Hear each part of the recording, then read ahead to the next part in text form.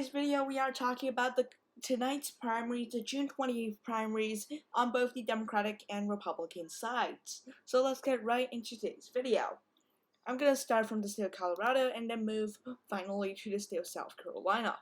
For the Secretary of State election on the Republican primary, the Republican Pam Anderson was able to win. This was not a huge surprise.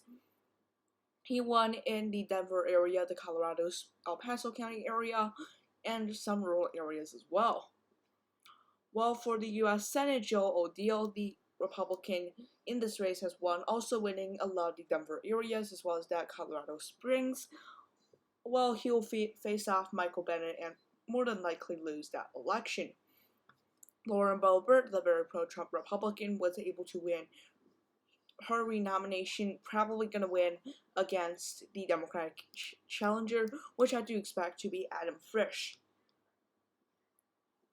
Looking at the U.S. House 8th District results from Barbara Kirmayer is likely going to win this seat against her Democratic challenger. This race, again, in a state like Colorado, although you could consider it a southern state, you do not have to get 50% to win this race.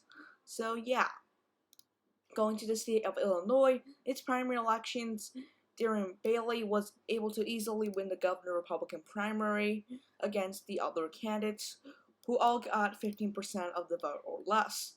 David Pritzker, as the incumbent, easily won renomination. While for U.S. Senate, of the Republican primary side, Kathy Sylvie, doing pretty well in the big cities, especially Cook County, expected to win this nomination. On the Democratic side, for Secretary of State, Alexei Gunalius was able to win. He is leading in every single county, but the margins are pretty tight in a lot of them, especially some counties around Cook. So for some Illinois districts, there have been some primaries within those districts that even if there is an incumbent, could still be competitive. For example, the Democratic primary here, there is no incumbent, but for this district, Jonathan Jackson is leading the seat. This is not much of a surprise whatsoever. But an incumbent that is currently in danger is Danny Davis. Now, I have already projected this race for Danny Davis. I have expected him to win re-election, renomination, and probably re-election. He is a longtime representative and again was able to win against Kina Collins, but this time around this primary is yet again pretty competitive. Looking at this is basically all the key races you have to know in the state of Illinois. Going to New York, Kathy Hochul as the incumbent, no surprise, wins renomination. Incumbents typically almost certainly win renomination. That being said, in the Trump era, there has been a couple of incumbents that lost renomination, but in a vast majority of the time, they do win it, especially if they don't have any scandals. Lee Zeldin won the Republican primary in the state of New York. The New York Times are very slow in projecting. If you want a quick projector, a projector that can immediately call the races you want, make sure to follow me on Twitter. I am much faster than these major news sources. So yeah, Lee Zeldin and Jennifer Williams, they also ran from a conservative party and working families party, but these parties obviously will not make a huge impact. Lieutenant Governor Antonio Delgado, previously representing one of these districts in the downstate New York area, but not necessarily into New York City, now going to win renomination. So going to Oklahoma here, the Republican primary has gone to a runoff, but Kendra Horn was not challenged in this Republican nomination, in this Democratic nomination. Looking at the Republican primary, it's very likely Markwayne Mullin will end up winning the nomination, given that he's already at 43.6% of the vote.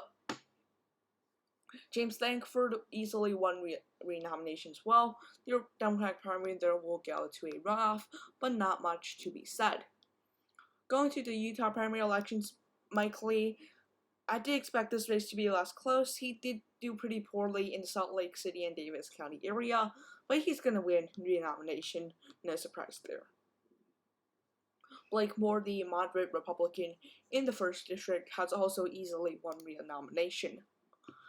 The Mississippi runoff election results, Mike Ezell, a candidate that is more Trumpian, and Steve Pazzo, a Republican incumbent that is facing opposition due to some ethic investigations, forced him to runoff, did lose this runoff as he lost Jackson County and Harrison County, especially Jackson County by a huge margin. So, I mean, he is, one, not Trumpian enough for many Republicans, and second, under investigation. And so he definitely did not have a good chance to do this race. That being said, in the 3rd District, Michael Guest actually fell behind Michael Cassidy by about a point or so before this runoff. And Michael Guest being a Republican that voted in favor of the commission to investigate the January 6th attack on the United States Capitol. This race, many expected to go to Michael Cassidy, but in the end, Michael Guest won by like 30-something%. This was surprising. Even if you expected Michael Guest to win, you definitely did not expect him to win by such a large margin. For the U.S. 2nd District Republican primary, the Republican Brian Flowers was able to win, but will get defeated by a Democratic incumbent there. The South Carolina race is not much to talk about there. Crystal Matthews did easily win this nomination. She won Charleston and many rural counties by pretty large margins. So, this ends today's video. Be sure to like and subscribe to my YouTube channel. Follow me on Twitter, join me on Discord. The links will be in the description down below. See you guys later.